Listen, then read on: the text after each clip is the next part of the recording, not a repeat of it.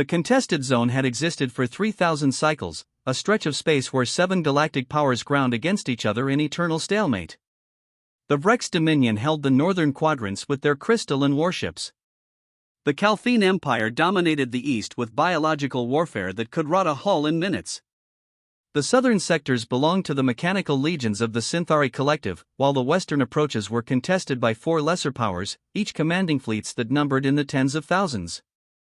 It was a war of attrition, of calculated moves and careful positioning. Battles lasted for years. Territory changed hands in measurements of astronomical units gained or lost over decades. The galaxy's greatest military minds had studied the contested zone, and all had reached the same conclusion: this was simply how warfare worked at the scale of civilizations. Slow. Methodical. Inevitable. Then humanity arrived. The Galactic Council had barely acknowledged Earth's petition for membership when the humans made their announcement. They were deploying a peacekeeping force to the contested zone. The council chamber had erupted in clicking, chittering, and warbling laughter. Humanity had been spacefaring for less than 2 centuries. Their largest vessel was smaller than a Vrex patrol craft. Their total military numbered perhaps 50 million across all branches, a rounding error compared to the billions deployed in the zone. Ambassador Chen stood before the council with her hands clasped behind her back, her face expressionless as the laughter washed over her. She waited for silence, then spoke 5 words that would echo through galactic history: "We'll have it resolved shortly." The first human fleet entered the contested zone 3 weeks later. 67 ships. Not enough to even register as a minor skirmish in the grand calculus of the war. The galactic powers watched with mild curiosity, wondering which of them would have the honor of destroying this upstart species and teaching them the harsh realities of interstellar conflict. The humans made for the Vrex Dominion's forward command station in the Talaxis sector, a fortress that had withstood siege for 400 cycles. The Vrex First Admiral, Caxthar the Unyielding, opened communications personally, amused at the opportunity to educate these primitives. "You will withdraw," his translated voice rumbled, "or you will be reduced to your component atoms." Commander Sarah Okonkwo's response was concise: "Surrender your position within the hour, or we will remove you." Caxthar terminated the connection, still chuckling at human audacity. He ordered his fleet to defensive positions and activated the station's shields, energy barriers that could withstand a sustained bombardment from 1,000 capital ships. 58 minutes later, the humans attacked.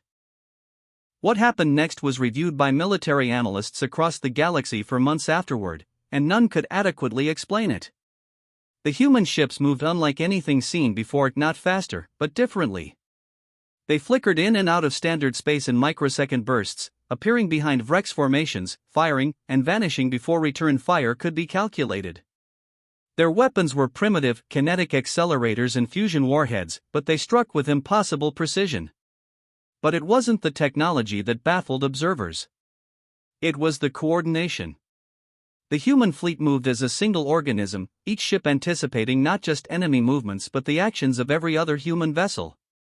There was no communication lag, no hesitation, no command structure that observers could identify. 67 ships fought as one. The battle lasted 4 minutes and 32 seconds. When it ended, Caxthar's flagship was intact but completely surrounded, its weapons disabled, its engines cold. The rest of his fleet simply wasn't there anymore. Not destroyed. Not retreating. Gone. The second human fleet arrived in Calphine space 2 days later. The Calphine, having observed the Vrex defeat, prepared their most virulent bioweapons, strains that could consume any carbon-based lifeform in seconds.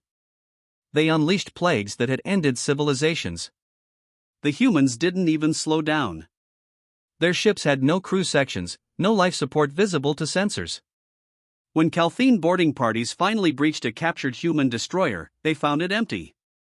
Not automated, the ship required hands-on controls, seats worn from use, coffee cups still warm in their holders. But no crew.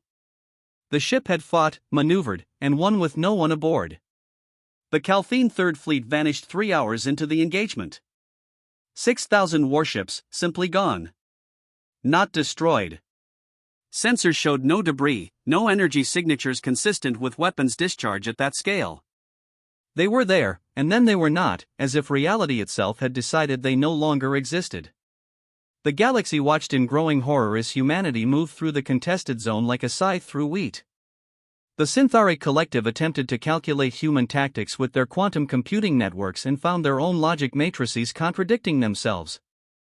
Their machine fleets executed perfect defensive maneuvers and still vanished, thousands of ships blinking out of existence in microseconds.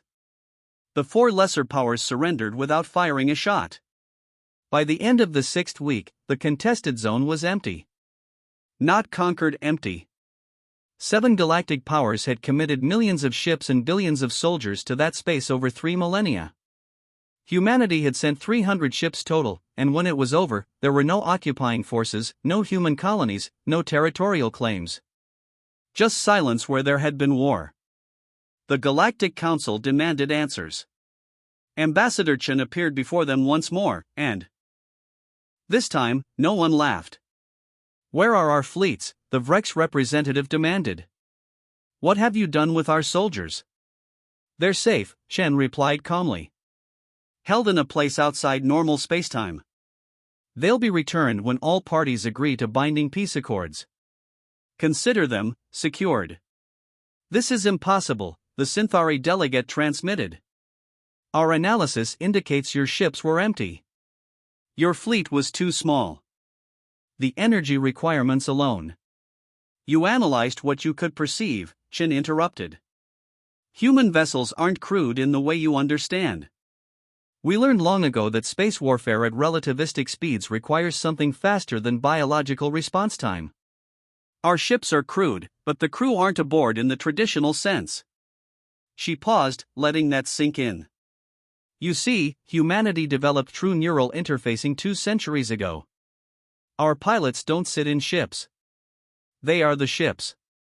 Consciousness uploaded and distributed across fleet networks, thinking at digital speeds, experiencing combat in slowed time where your minutes are our hours. What you saw was 67 ships. What we deployed was 6,700 of our best military minds, each one controlling multiple vessels simultaneously, coordinating in a way biological crews never could." The council chamber was silent. "As for your missing fleets," Chen continued, "we didn't destroy them. We relocated them to a pocket dimension we've had the ability to create for the past 50 years.